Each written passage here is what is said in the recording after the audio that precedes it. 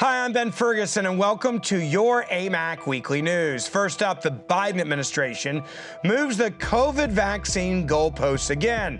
So now what are you going to be required to do? We'll tell you in just a moment. Also, Biden has now been caught again violating his own mask mandate at a public restaurant, one you probably can't even afford. And finally, Amac Vice President of Sales Carl Hohsfield Jr. is here to talk about open enrollment with Medicare and the important decisions you need to make this year and the changes that are coming from the government. But first, a quick reminder. If you haven't shared this video with your family and friends, help us expose what's happening on the left by sharing it right now. Your Amac Weekly News starts right now.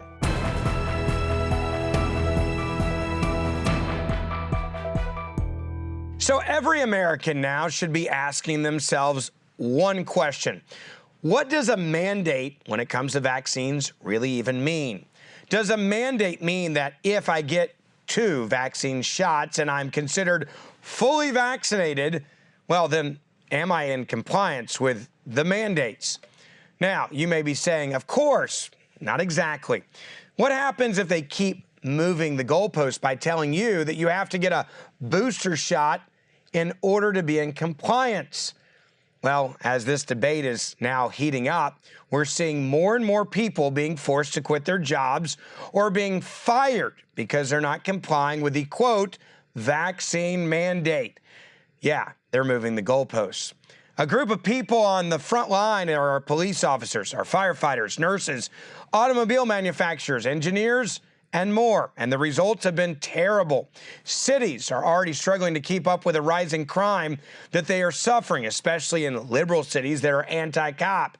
A Chicago alderman said this about the results of the new vaccine mandate that his city is putting on its law enforcement officers. Take a look. So we're short patrol officers, where we've been unsuccessful, like jurisdictions all across the country, at recruiting young people to choose careers in law enforcement. We have retirements happening at an accelerated pace. We can't afford to lose 1,000 police officers. We can't afford to fire 1,000 police officers over an impasse like this right now. So I think the mayor is aware that she's in an untenable position, as far as trying to bargain her way out of this. But frankly, she put herself in that position. Now, the tyrants of the Democratic Party aren't just attacking people in Chicago.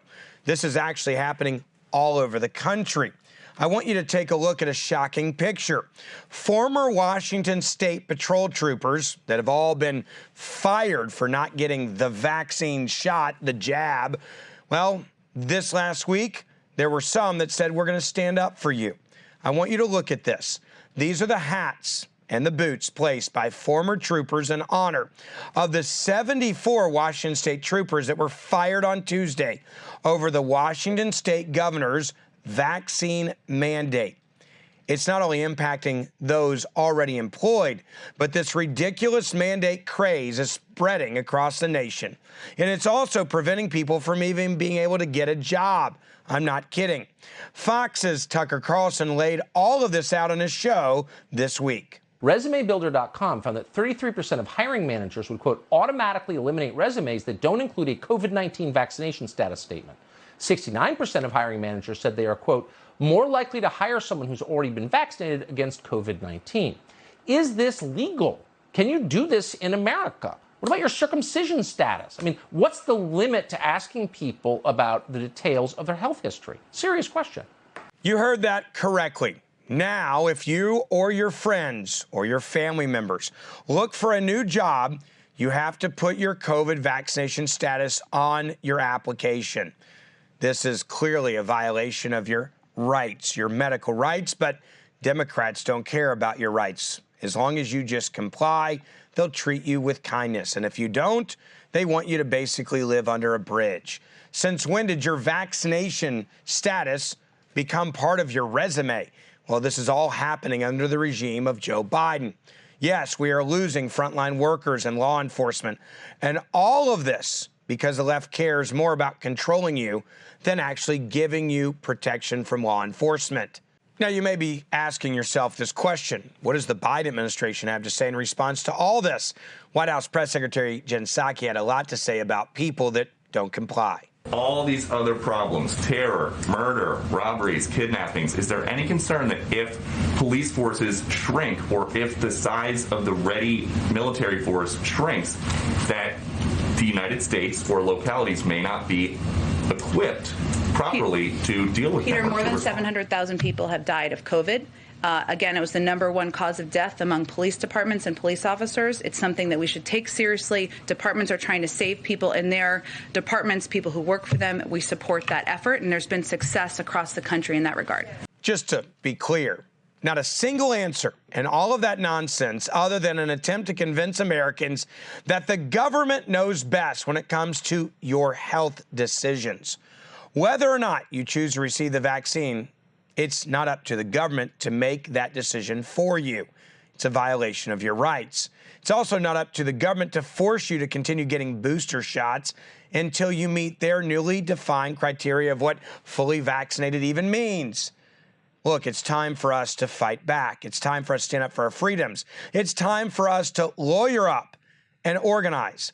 And it's time for governors to stand up from a states' rights perspective.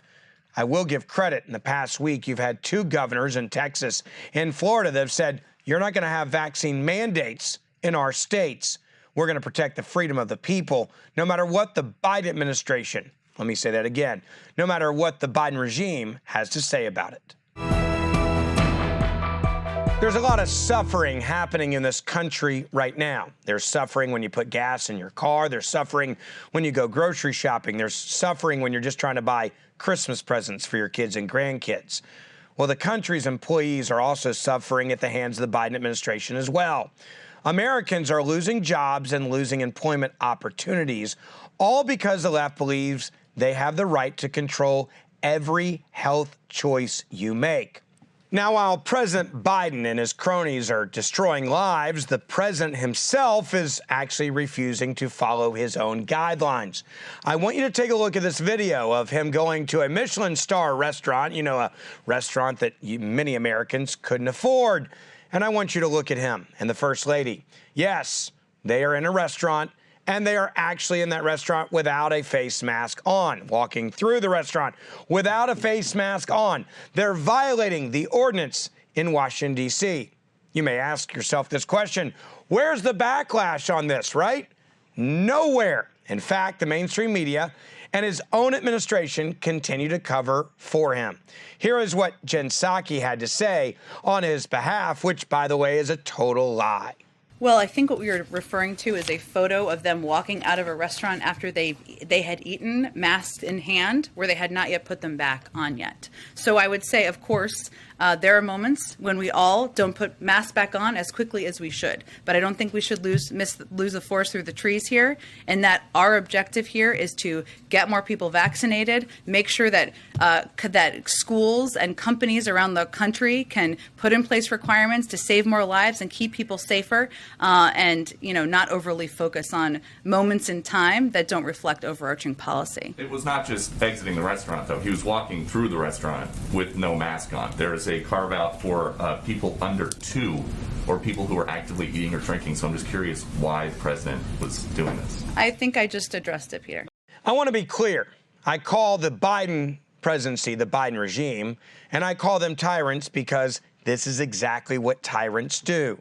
This is a perfect example of the rules for the commoners, but not for me, because I'm in charge of all of you. There are no repercussions for a president who blatantly violates the rules, or people like the mayor in Chicago, or the governor in California, or the governor in Michigan. They break all their own rules all the time, and they just roll their eyes and laugh when they get busted. These aren't just rules that get people a slap on the wrist either. Families have actually been kicked off of airplanes because children wouldn't put on a mask the right way. People have been denied the right to fly on certain airlines after they get on the do not fly list because they didn't have their mask on the right way either. We're losing frontline workers in response to this attempt by the government to guide and mandate its way into complete control over the health choices of each and every American. And now they want to vaccinate your children as young as 5. In fact, the White House announced just this week they have, quote, secured vaccines for every child in America between the ages of 5 and 11. Doesn't sound like they're giving you much choice with your children, does it? And it's not up to the government to dictate your health and your wellness. And it's not up to the government to dictate the decisions you make. But they believe that it absolutely is their job, and that's why they're going to put you in a corner. The government's job is supposed to be to protect our freedoms. This regime is doing the exact opposite of that. So yes, we must get back to the freedoms that our country and our founders actually intended all of us to have indefinitely. And it is time that we make sure we stand up and say no more to when you try to tell us how to live our lives. So it is that time of year again where there are very important choices when it comes to Medicare that you're going to have to make decisions on. And don't make decisions by default because you don't know what's going on. We're going to help you get through all of this. And we're honored to have our very own Amac Vice President of Sales, Carl Hohsfield, here with us today to talk about this Medicare Open Enrollment period. Carl, I appreciate you coming on Amac Weekly News. And for so many Amac members, this is one of those just frustrating times of year, whether it's making their own choices or trying to help a loved one, a family member make the right choices. So what has changed compared to last year, and what do people need to know about when they're making their decisions for this year? Sure. Thanks for having me, Ben. Medicare Open Enrollment season runs from October 15th to December 7th every year. That gives Medicare beneficiaries the ability to enroll into a Medicare Advantage plan for the first time or make a change to that plan, along with their prescription drug plans and any other Medicare advice they want to talk about throughout the year. When you look at these plans, I've got parents, for example, that are now in Medicare, and I'm starting to get a little bit more involved to make sure that we're making the right decisions for them. What should I be looking at? And anyone that's watching this, what should they be looking at when they are making those choices and looking at, like you said, prescription drug coverage, et cetera? Yeah, so plans are only guaranteed for 1 year at a time, Medicare Advantage plans and prescription drug plans. That means 1 calendar year that plan exists, and it's either going to change or possibly they can keep their plan for the next year. But this 8-week period gives them the option to identify what's available for 2022 in this case. And someone like yourself who's trying to help their parents wants to evaluate, wants to speak to a licensed agent like us and decide what changes should I make, if any, for the new plans that are available in 2022. And we can compare your current plan with possible new plans in your area and decide, should you stay where you're at if you have that option, or should you switch? Are you able to save money? Did your doctor networks change? Did your prescription drug coverages change, both price and coverage? What pharmacies you might want to choose? So we do an extensive needs analysis with our members and help them determine what choice they can make. Let's talk about also, in a way, I guess the word I would use is supplemental. There are add-ons that you can do to give you even more protection. And especially in this time of COVID-19, when we are seeing people that do get infected, a lot of people are having to go to the hospital, or they're dealing with major, complications. And that means that prices can go up for them. And basically their vulnerability, not just, from an immune system standpoint, but financially could be a big issue. What do people need to be looking at when they're dealing with that as well? Yeah, so that's something that's going to be part of the needs analysis, right? We're going to look at budget. We're going to look at what plans options are available. And what's great is Medicare Advantage plans differ very much from a Medicare supplement plan, or what's also referred to as Medigap coverage. And this is a good time of year to evaluate. Should I be switching from a Medicare Advantage plan, or should I move to a Medicare supplement plan? And we'll help determine what coverages are right for you. It's difficult to just assume what somebody might have. We don't do that. What's right for one person might be different for another person. There's really not a best plan in the market. It's more what's right for that particular individual. And that's what our agents do. It's literally a conversation with the member, with the Medicare beneficiary, to determine what are your needs at this moment. And needs change annually. What are your needs now? They might have changed from last year. Has your budget changed? Are your interests changed? We can't predict the future. I wish we had a crystal ball for how our health might be affected down the road, but we don't.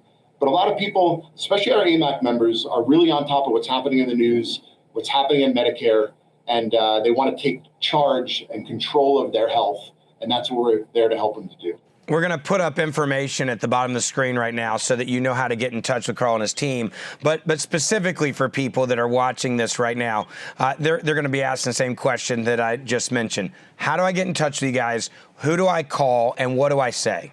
So our main phone number is 1-800-334-9330. I'll say that again. That's our Medicare line, 1-800-334-9330. And when you call us, you'll get directed to a licensed Medicare agent, and you simply let them know what you're in need of.